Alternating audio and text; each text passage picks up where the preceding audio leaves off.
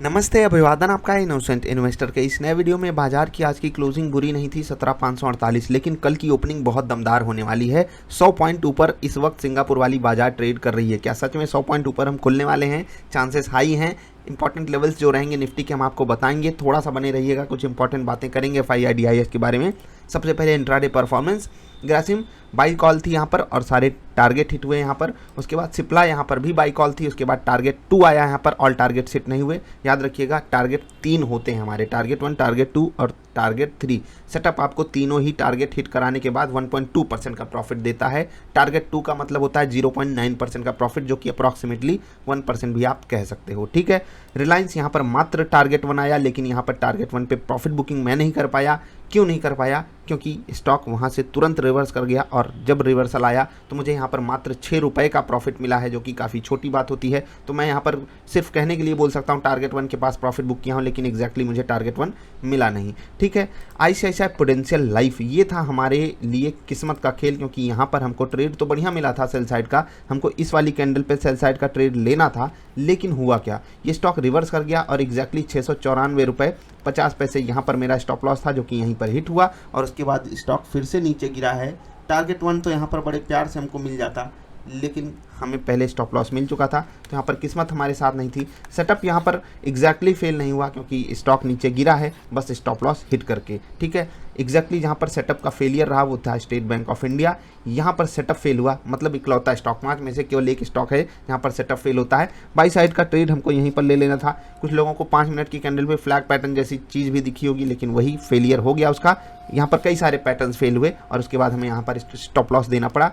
तो exact cases में अगर आप देखोगे 2 स्टॉप लॉस आए हैं, लेकिन रियलिटी में हमें एक ही स्टॉप लॉस खाना चाहिए था। अब आगे बढ़ते हैं, कल के विस्फोटक स्टॉक्स बताएं उससे पहले बता दें कि आज का जो दिन गया है वो ठीक ठाक था, बुरा नहीं था, प्रॉफिट ही हुआ है हमको, लेकिन और अच्छा हो सकता था अगर ये वाला ट्रेड, स्टेट बैंक वाला ट्रेड थोड़ा सा हमारे पक्ष में हो गया होता। तो ICICI प्रू लाइफ वाला ट्रेड तो बिल्कुल वहाँ पर किस्मत का हमारे लिए साथ था ही नहीं।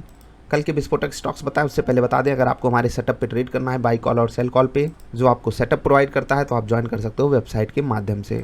ऑप्शंस में या फ्यूचर्स में ट्रेड करते हो तो आप याद रखिएगा निफ्टी ट्रेडर सेटअप आपको ज्वाइन करना पड़ेगा। कुछ भी नहीं ज्वाइन करना चाहते, सीखना चाहते हो, तो आई बटन पे एक वीडियो है सेटअप वाली, उसको जरूर देखिएगा, क्योंकि वहाँ से आपको पता चलेगा सेटअप किस तरीके का होता है, ट्रेड उस पर कैसे होता है। वहाँ पर जो आपको फ्री का सेटअप भी प्रोवाइड किया गया उस पर आप ट्रेड करके देखिए। अदरवाइज इस बाजार में तकलीफें बहुत हैं, आपको पता ही है, बिना सेटअप के ट्रेड करोगे तकलीफ बहुत है। टाटा मोटर्स रहेगा कल के लिए, लेवल बढ़िया है, बाइंग साइड का वॉल्यूम बढ़ा है, ये मुझे काफ़ी अच्छे सिग्नल यहाँ पर दे रहा है। क्लोजिंग भी बढ़िया है, कल बाजार गैप अप भी करेगी, इससे बढ़िया चीज़ हो नहीं सकती। परफेक्ट सेटअप पे बैठा है टाटा मोटर्स। स्विंग ट्रेडर्स भी यहाँ पर थोड़ी सी नज़र बना कर रखें, जो लोग ब्रेकआउट ट्रेडिंग करना चाहते हैं, भले ही 10 मिनट 15 मिनट की कैंडल पे करिए। JSW स्टील पे भी नज़र बना कर रखिएगा कल। महिंद्रा एंड महिंद्रा पे नज़र बना कर रखिएगा। नज़र बना के रखने का मतलब सेटअप पे ट्रेड लेना है। जिनके पास आई ट्रेडर सेटअप है उस पर ले, जो आई ट्रेडर सेटअप से ज्वाइन नहीं किए हैं, वाई बटन पे जो सेटअप है उस पर ट्रेड करें। हिंदुस्तान पेट्रोलियम, वेदांत फिर से रहेगा और BPCL भी कल रहेगा। हिंद पेट्रोल BPCL दोनों। BPCL में वॉल्यूम बाई साइड का बढ़ा नहीं, ये थोड़े से अच्छे संकेत नहीं दे रहा, लेकिन अगर कल बढ़ता है तो कुछ बढ़िया मोमेंटम यहाँ पर आपको देखने को मिल सकता है। Steel authority of India limited, अगर आप कोई ट्रेड नहीं मिस कर जाते हो तो आपको इसको नहीं मिस करना है, क्योंकि 110 पे इसके लिए सपोर्ट बढ़िया है, बेस बढ़िया बनाएगा और फिर भाग जाएगा और गिरने लगा तो वही दिक्कत भी होगी। क्योंकि कल बाजार गैप अप कर रही है तो थोड़ा सा अलर्ट रहिएगा, क्योंकि कल एक्सपायरी है तो थोड़ा सा अलर्ट रहिएगा। क्वांटिटी कम रखोगे चलेगा। निफ्टी ट्रेडर सेटअप वालों कल के लिए आपको मैं अपडेट दे रहा हूँ। जो आप 3 मिनट की कैंडल पे ट्रेड करते हो बहुत ध्यान से उसको करिएगा, या फिर थोड़ा सा इंतजार ज़्यादा कर लीजिएगा। 5 मिनट की कैंडल का कंफर्मेशन ले लीजिएगा। 10 मिनट वालों जरा सा 15 मिनट की कैंडल का कंफर्मेशन ले लीजिएगा, क्योंकि कल एक्सपायरी है, थोड़ा सा अलर्ट मोड में रहिएगा। क्वांटिटी कम रखिएगा। जो भी लोग ऑप्शंस में ट्रेड करें, बाई या सेल कॉल पे, निफ्टी ट्रेडर सेटअप जो भी आपको देता है, तो अगर आप नॉर्मली 3 लॉट या 4 लॉट में ट्रेड करते हो तो कोशिश कीजिएगा 2 या 3 ही लॉट में आप ट्रेड करो। क्वांटिटी 30-40% कम रखोगे ज़्यादा बेटर है, क्योंकि लगातार 4 दिनों से आपको टारगेट मिल रहे हैं, और क्योंकि कल एक्सपायरी है तो थोड़ा सा अलर्ट रहना हमारे लिए फेवरेबल ही रहेगा। ठीक, अब बाजार में कल 100 पॉइंट का गैप अप भी हो सकता है, चांसेस बहुत हाई हैं। मतलब निफ्टी जो है 17,650 पे खुल सकती है।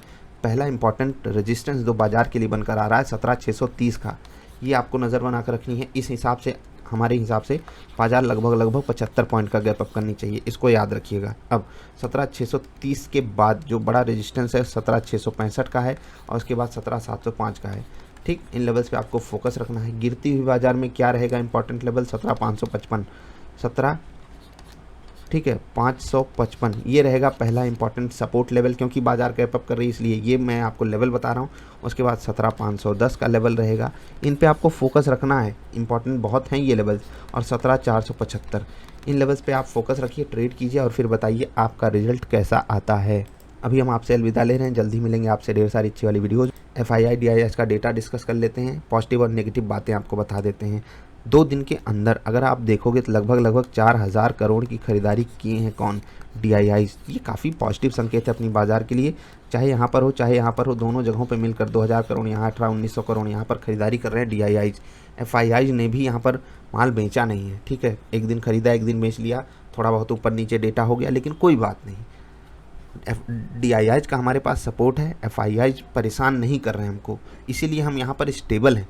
डाउ में इतनी बड़ी गिरावट आई, हम अगर स्टेबल रहे तो अपने प्यारे DIIs के कारण, तो उनको तो थैंक्स बनता है। प्लस ट्रेंड हमारा पॉजिटिव है, FIIs भी न्यूट्रल हैं, DIIs बेहद पॉजिटिव हैं, ठीक है। टेक्निकल सेटअप जो बना है वो भी काफ़ी पॉजिटिव है, तो चीज़ें हमारे फेवर में ही हैं। ऑप्शन डेटा रिस्की था और वो अभी भी है, मुझे समझ में नहीं आता, बहुत दिनों बाद मैं ऐसी सिचुएशन देख रहा हूँ। ऑप्शन डेटा अपने आप को एडजस्ट नहीं कर रहा है, ना ही अपर लेवल्स पे और ना ही लोअर लेवल्स पे। अच्छी बात यही है कि ट्रेंड हमारे फेवर में, तो रिस्की ऑप्शन डेटा भी हम डाइजेस्ट एक बार के लिए कर सकते हैं। सेटअप पे ट्रेड लीजिए, टेक्निकल इंडिकेटर्स को फॉलो की, हवाई बातों में मत आइए, कम कमाइए लेकिन गम मत कमाइए।